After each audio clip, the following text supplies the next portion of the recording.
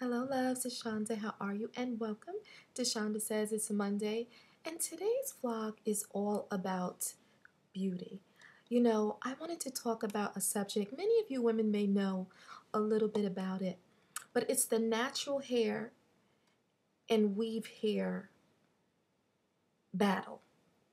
Now, what I mean when I say that is lately I do a lot of reading online, and lately I've seen that there's this underground tension between women saying natural women, meaning natural, when I say natural, meaning women that don't wear weaves or extensions or anything in their hair, it's just their hair, opposed to women that do wear weaves and extensions, ponytails, whatever, anything that's added on would not be considered natural.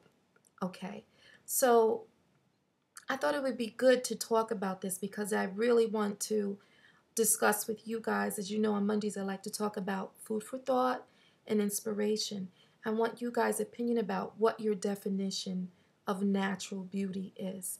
And a magazine I have the pleasure of writing for. Did I say pleasure? Pleasure of writing for Venus Diva magazine. I'm going to put their link up so you could get their weekly magazine.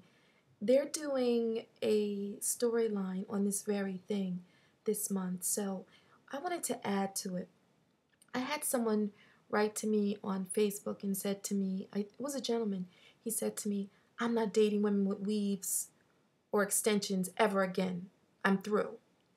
So it got me to thinking, wow, was this woman defined completely by her hair? What kind of women are you dating? You know, so I wanted to talk about the reality of what really defines us in terms of beauty. Now, I want to talk about the hair real quick. This video may run a little long, but think of it as a TV episode. I got 30 minutes. Anyway, I wanted to talk about how women, I won't say all women that wear locks or whatever judge women with weaves, but there is this underground that you're not a natural beauty if you're wearing anything other than your own hair. Okay? Now, I feel like this. I'm going on record. I've said this before.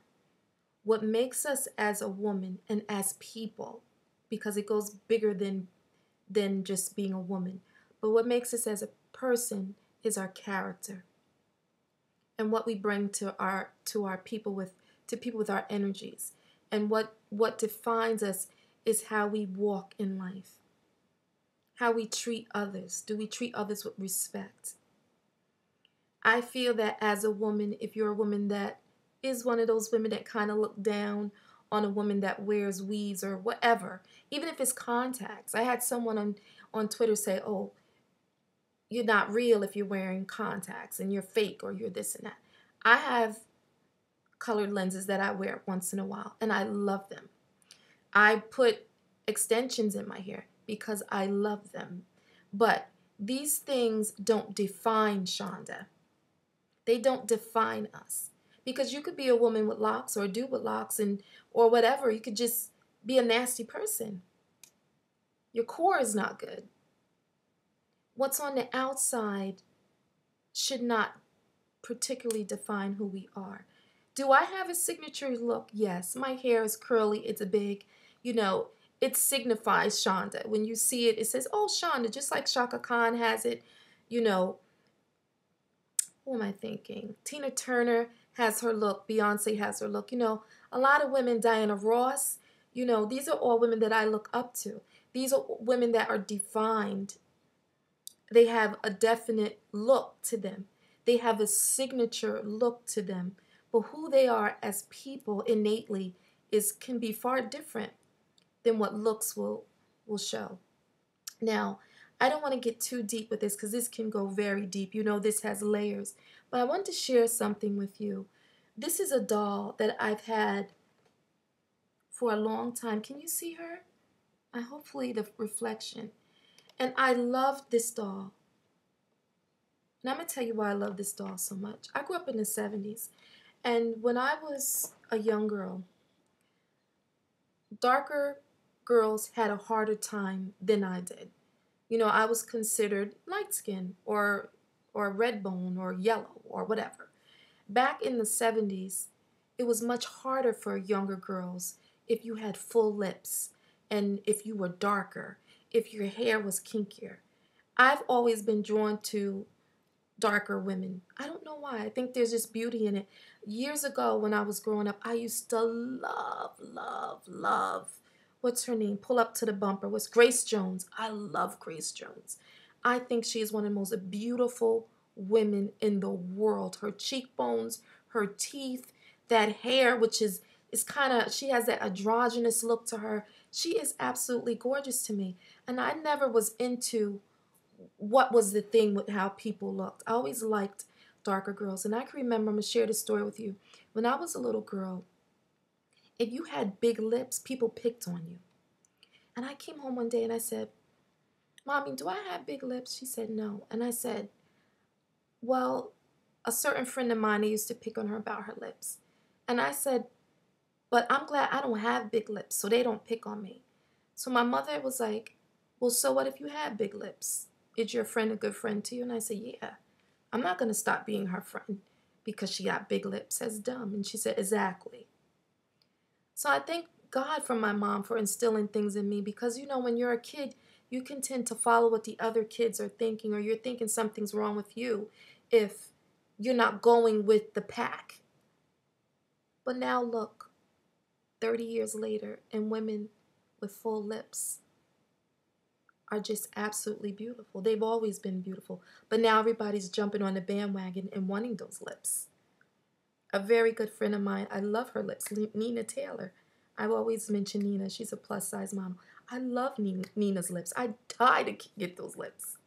I've even come close to getting my lips a little fatter. But I had to realize, you know, this is what God gave me. I got to embrace it, you know.